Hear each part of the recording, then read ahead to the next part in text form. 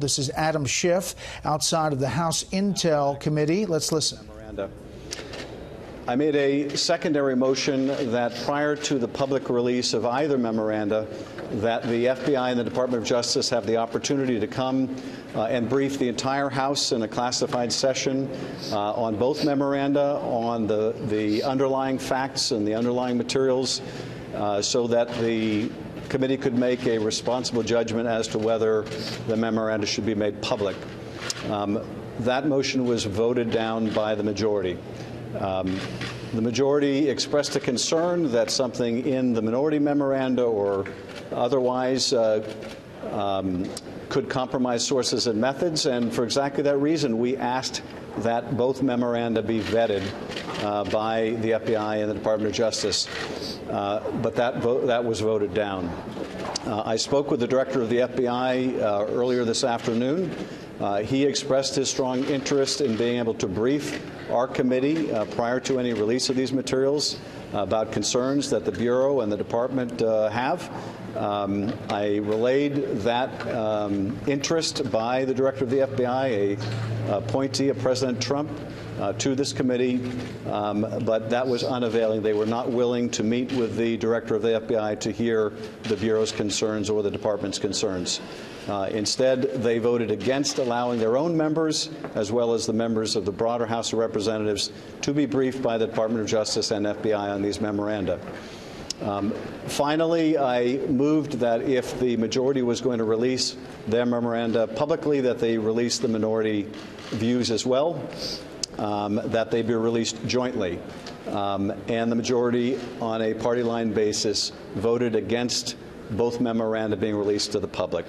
They then took up their own memoranda and voted it out to make public. We had a separate vote on the minority memoranda, and the majority voted against allowing the public to see the minority memoranda. The release the memo crowd apparently doesn't want to release the memo now.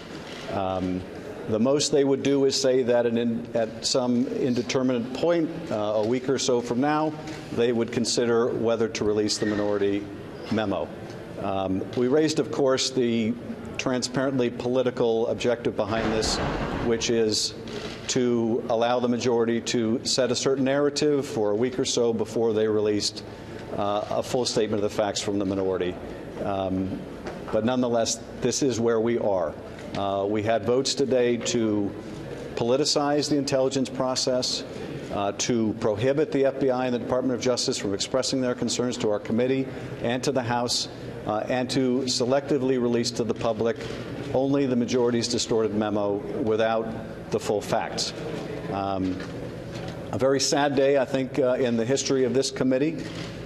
As I said to my committee colleagues during this hearing, sadly, we can fully expect that the President of the United States will not put the national interest over his own personal interest. But it is a sad day indeed when that is also true of our own committee, because today this committee voted to put the President's personal interest, perhaps their own political interest, above the national interest, in denying themselves even the ability to hear from the Department and the FBI.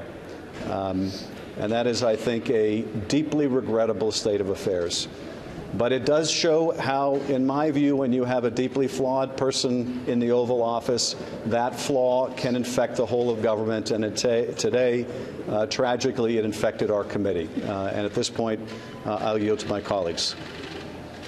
Well, we're not talking about the Okay, that's Adam Schiff, the ranking member of the House Intelligence Committee. The reason we wanted to take that live is because we heard the news there that the House Intelligence Committee just voted on a party line vote to release the memo that has been so controversial and talked about, and that is the memo put together by the committee chairman, Devin Nunes. That release is expected to go to the White House, where they will have 5 days to review it.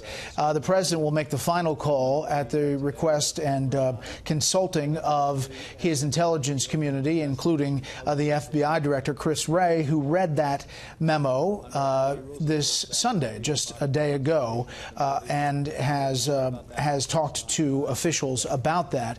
The Democratic version of what they've put together is not being released according to the vote, but maybe at some other time. So we'll wait to hear if any of the let's listen in for a second. The chairman made it formal today. According to the majority, the FBI is under investigation, and so is the Department of Justice. This is a wholesale broadside against two of our respected institutions, and brings to mind something I brought to the committee's attention a week ago when we first took up the majority memo, and that is we need to be concerned with not just what happens during this presidency, but the lasting damage that may be done to these institutions. And unfortunately, that damage just became all the more greater today. Congressman, are you comfortable with how the DOJ handled the situation that's under review in those memos? Are you confident in what law enforcement officials did? Well, I think the Department of Justice has done what they could, but the majority has been unwilling to share with them the nature of the concerns they have, their memoranda, to invite feedback from the department. And I think the department was all too accurate in saying that this is extraordinarily reckless. Why on earth would you not want to give the FBI and the Department of Justice the opportunity to come in and say, you're right, you're wrong, or here's what really happened? But they denied the department and the Bureau that opportunity. And I think that's a grave disservice to the hardworking men and women in both the FBI and the Department of Justice. If you put the memo to one side, are you confident, Congressman, that there was no abuse of government surveillance systems by the Department of Justice and FBI during the 2016 campaign? I certainly haven't seen any abuse of the investigative process by the FBI or the Department of Justice. What I have seen instead is a deliberate attempt from the very beginning of this investigation to distract attention from the Russia probe.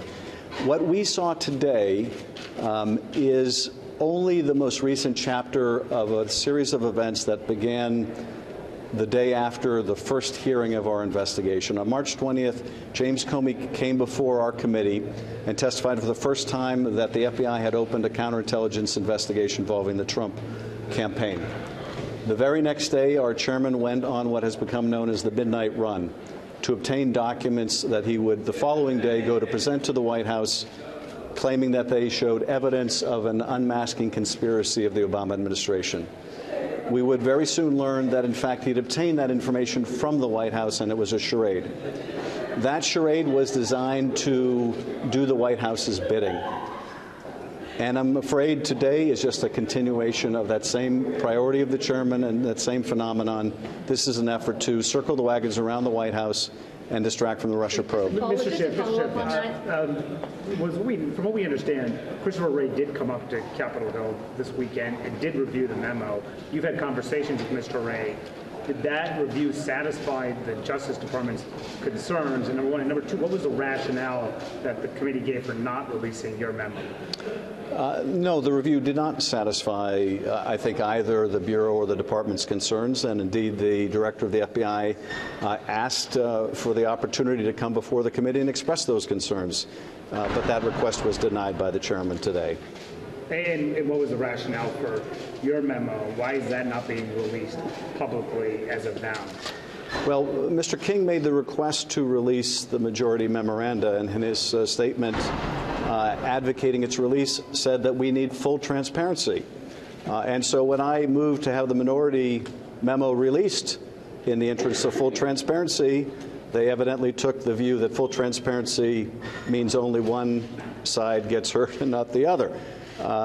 So they voted down the opportunity for the country to see the minority memoranda and, frankly, an accurate recitation of the underlying facts. With the resignation of Andy McCabe, is there concern that Nunes' memo is going to show that perhaps he may have been involved anyhow in perhaps the issues that the GOP is bringing up right now?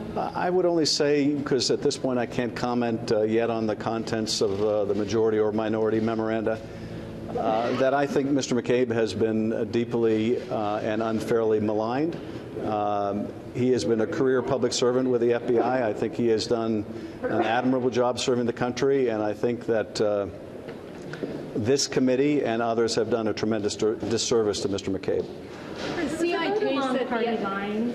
The final vote on the Nunes memo was that along party lines. All votes. And also, is there a chance that the memo could be released before the 5-day window, or do you all have to wait for 5 days to see what Trump says under committee? The vote to release the majority memo and the vote to deprive the minority of having its memo released was on a party line basis. Both of those votes were party line basis. In terms of the timetable, this has never happened in my experience in the committee, so we're on uncharted waters. But if the president expresses the view short of 5 days, hey, I'm perfectly copacetic with anything being published that helps me, I don't know that they have to wait 5 days. And the White House has made it abundantly clear that they want the memo published even though they haven't read it. That should tell you all you need to know about the president's priorities. Even without reading it, even without hearing from the intelligence agencies or the FBI what damage it might do in terms of public release, it's clear they already want it released. I think, as one of my Tea Party colleagues said all too candidly, he was sure the president was going to want to release the majority spin memo because it was good for him. And that is apparently the standard now for the release of classified information. If it's good for the president, then fine, regardless of its impacts on the Bureau, on the Department, or on the interests of justice. Was there any, Mr. Schiff, what does this say? That it would be subject to an interagency review and make sure that there will be a screening to ensure that national security is preserved. Do you don't have confidence that that review will indeed take place, or redact the memo as necessary? I have no confidence that that review will take place of the majority memo. Did Director Ray tell you there was classified information if I in the could. memo? In fact, I think it's quite clear that the majority has no intention of having this vetted by the Department or the Bureau. And at least, gleaning from what the White House has said over the weekend, it doesn't look like they have much of an intention to vet it either, that the conclusion is pre-cooked. We did make it clear that if and when the majority allows the minority memoranda to see the light of day, we are going to do the responsible thing, and we are going to seek to have the Department of Justice and the FBI redact anything from our memo that could compromise sources and methods. Was there any consideration of releasing the voter underlying intelligence behind the memo? That was not the subject of a motion today. The last thing I'll mention is that I also moved that the transcript of the open proceeding be made available to the public tomorrow. The chair committed that that would happen as soon as possible because I think you need to read the transcript to see my colleagues, on the one hand, argue for full transparency and then vote down a motion to make public the minority memoranda. And I think you need to see them express concern about possible compromise of sources and methods and then vote down the opportunity to have the Department of Justice and FBI weigh in on those very issues. Thank you. Is this the end of the Russia investigation, sir? Thank you. No. We're determined, no matter what wild goose chase the majority would take the country on, we are staying focused on conducting the Russia investigation, and that will go forward. We expect Mr. Bannon to come in on Wednesday, we're told by the majority. I did ask when Mr. Lewandowski would come back because he refused to answer precisely the same questions. They don't have a date for Mr. Lewandowski. Apparently, they're holding Mr. Bannon to one standard and other witnesses like Mr. Lewandowski to another. But no, we press on. Thank you.